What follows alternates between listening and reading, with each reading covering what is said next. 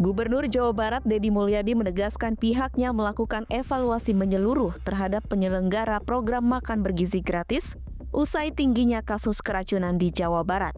Menurut Deddy, masalah tidak terletak pada bahan makanan, melainkan kesiapan penyelenggara dan manajemen distribusi. Ia juga mempertanyakan kelayakan vendor yang menangani ribuan porsi makanan untuk jarak jauh dengan tenaga terbatas. Jika tidak mampu, vendor tersebut diusulkan untuk diganti. Pemerintah provinsi saat ini sedang menghimpun data dan mengagendakan pertemuan dengan seluruh pengelola MBG wilayah Jawa Barat. Evaluasi program MBG di Jawa Barat diharapkan dapat mengembalikan kepercayaan masyarakat pada program pemenuhan gizi siswa yang diusung pemerintah. Ditambah lagi jarak yang ditempuh jauh. Kemudian ditambah lagi juga ingin memberikan layanan secara sekaligus. Misalnya gini, masaknya jam 1 malam atau masaknya jam 12 malam. Disajikannya jam 12 siang. Kalau penyelenggara kegiatan tidak mampu atau vendor yang melaksanakan kegiatan layanan tidak punya kemampuan, ya evaluasi dan ganti pada yang lebih mampu. Sebelumnya, ratusan pelajar di Kabupaten Bandung Barat mengalami keracunan massal usai mengonsumsi menu MBG. Insiden terbaru menimpa para pelajar di TK Nurul Saadah, SMP Ciparai, dan SMK Karya Perjuangan di Kecamatan Cipongkor yang kemudian ditetapkan sebagai kejadian luar biasa atau KLB.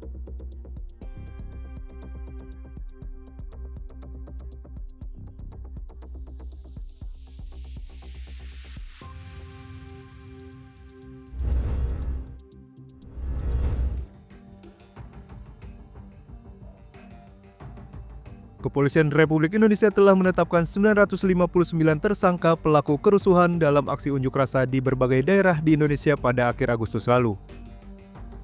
Dari total 959 orang yang ditahan, 295 orang diantaranya adalah anak-anak.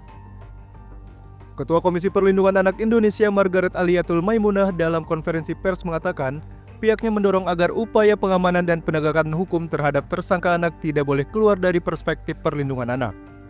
Untuk itu, KPAI pun akan melakukan pengawasan bersama dengan Kompolnas terhadap proses hukum yang melibatkan anak-anak.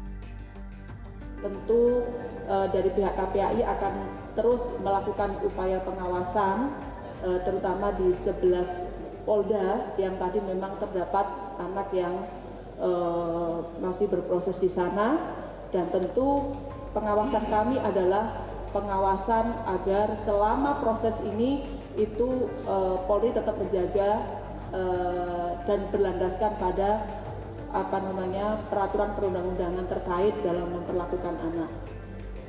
Hampir semua Polda yang kami datangi dan kami cek sendiri ke lapangan bahwa kami yakinkan kepada para penyidik untuk tetap memperdomani ini, sehingga ada beberapa dari mereka yang tidak dilakukan penahanan maupun dengan alasan yang sudah disampaikan, maupun yang harus dilakukan penahanan karena memang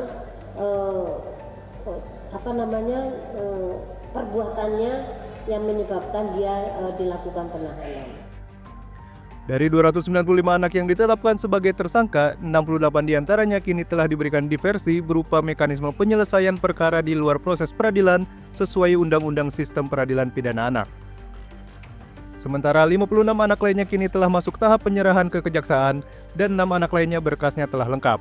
Sementara itu, 160 anak lainnya masih dalam tahap 1 pemberkasan.